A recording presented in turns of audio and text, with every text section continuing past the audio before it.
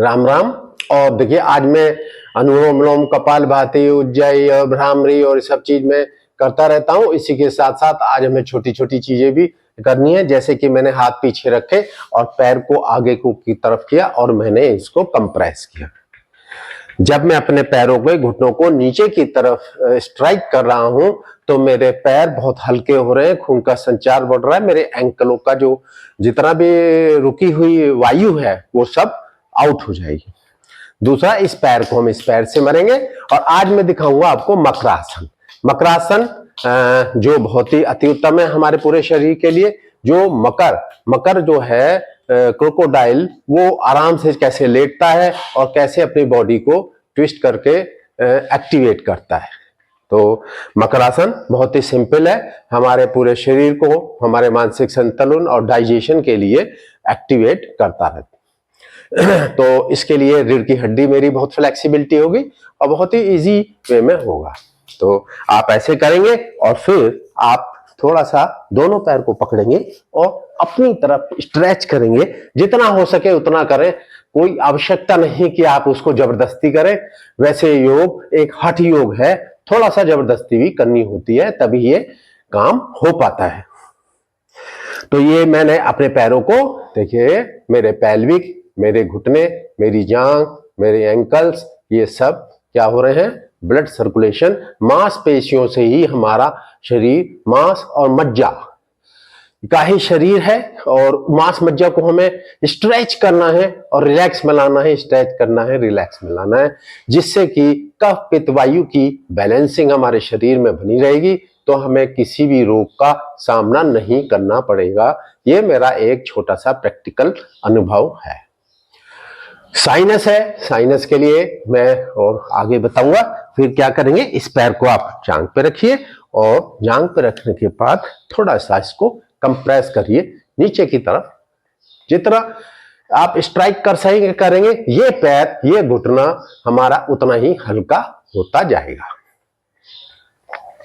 सीधा करेंगे, रिलैक्स देंगे और शेक करेंगे, थोड़ा सा हिलाएंगे। दूसरा पैर लेंगे, ठीक उसी तरह इसको भी कंप्रेस नीचे की तरफ स्ट्राइक करें। स्ट्राइक किया, हल्का हो गया। घुटने की जो कार्टिलेज है, जांघ और पैर की जो मांसपेशियां हैं, पिंडली की मांसपेशियां हैं, ये हमारे लीवर के लिए बहुत ही अत्युत्तम है, जो हमारे गैस नहीं रुकेगी। गैस ही हमें घबराहट, बेचैनी, उल्टी और न जाने क्या क्या हमारे साथ दुर्व्यवहार करती है गैस। तो इसको कंट्रोल करने के लिए, नियमित करने के लिए खान पीन में भी बहुत अच्छा कंट्रोल करना पड़ेगा, हमें तला भुना नहीं खाना। तो देखिए अब मैं मकरासन करता हूं। मकर में, मकर की आकृति ये बहुत ही एक प्राइमरी स्टेज है, जो आराम से आप दोनों पैर को खोल के और इसमें आप बैठे। इससे मेरे सर्वाइकल, मेरी गर्दन पीछे है और मेरा थायराइड भी नहीं होगा, थायराइड भी ग्लैंड एक्टिवेट होगी। गर्दन हमारी क्योंकि पीछे की तरफ है, ये हमारा सब स्ट्रेचिंग में हो रहा है, गर्दन स्ट्रेच हो रही है। मेरी गर्दन, मेरा जो कमर है वो पीछे, यानी इस जॉइंट से ये उठी हुई है, जो पीछे की ओर कंप्रेस और फ्लेक्सिबिलिटी ला रही है, बॉडी में फ्लेक्सिबिलिटी डेवलप हो रही है। अब इसी तरह मैं अपने आगे के हिस्से को बिना हाथ लगाए रोकूंगा थोड़ी सी देर।